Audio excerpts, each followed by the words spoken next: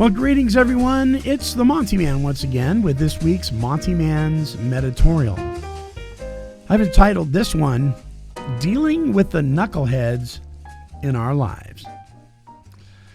I'm going to be reading from the 5th chapter in the book Alcoholics Anonymous, the chapter How It Works.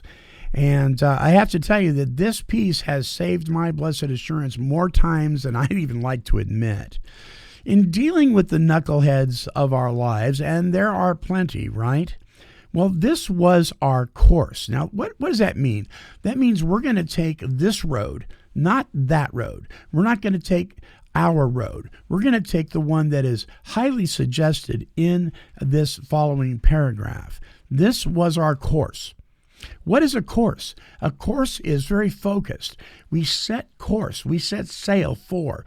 We are aiming towards. And then it says, we realized that the people who wronged us were perhaps spiritually sick. Though we did not like their symptoms and the way they disturbed us, well, they, like ourselves, were sick too. We asked God to help us show them the same tolerance, pity, and patience that we would cheerfully grant a sick friend.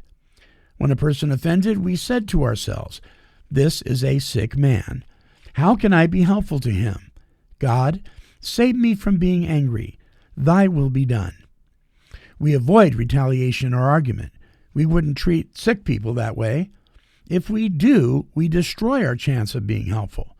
We cannot be helpful to all people, but at least God will show us how to take a kindly and tolerant view of each and every one. Okay, let's unpack this because this is so vital.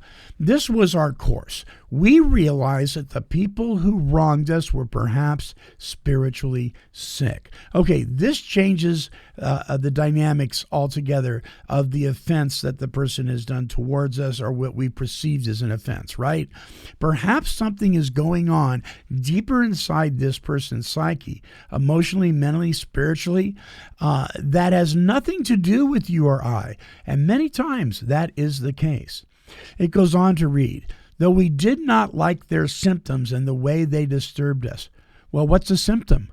A symptom is an outward manifestation of an inward condition. Again, we're referencing something that is deeper than just you or I.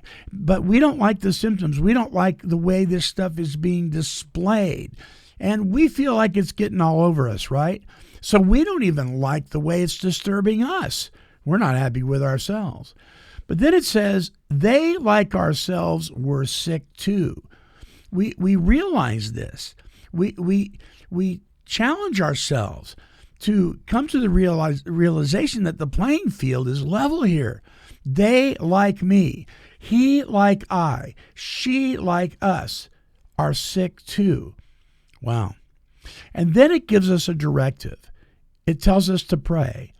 It says, we ask God to do what? To help us show them the same tolerance, pity, and patience that we would cheerfully grant a sick friend. Yeah, but Monty, you don't know the offense they did. You don't know how unforgivable it is. You don't know how deeply this hurt.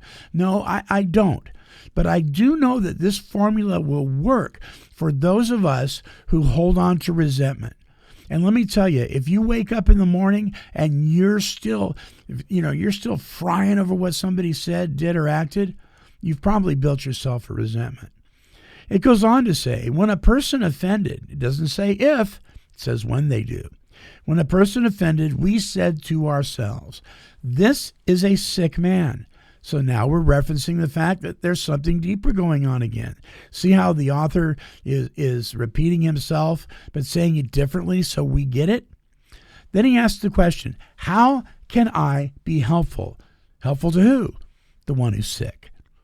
God, so now we're praying again, save me from being angry. Thy will be done. We've now just stepped outside of the realm of control and asked God to save us from being angry, and his will be done, not our own. And then it says something very interesting because we fall into this all the time. Some of you may be ready to fall into it right now because you don't like what I'm saying. We avoid retaliation or argument. Why does he say that? Because that's what we tend to do. It's the yeah, but habit, right? Yeah, but you don't understand. Yeah, but this guy is such a knucklehead. Yeah, but. Well, we avoid that. Why? Because it gets us into trouble and it takes us off our course. It says we wouldn't treat sick people that way. If we do what? Retaliate or argue.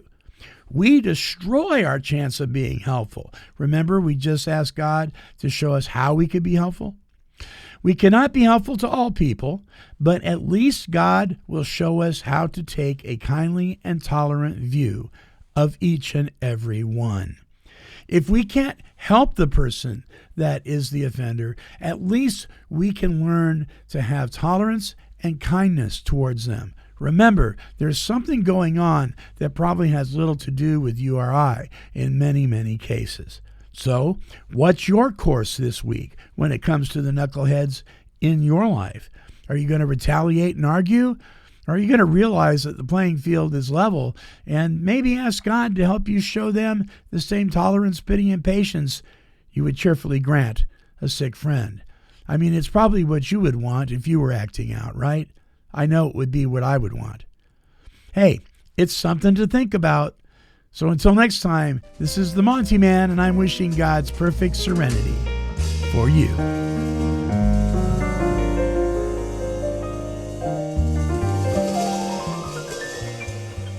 This has been a broadcast of Take 12 Recovery Radio and KHLT Recovery Broadcasting.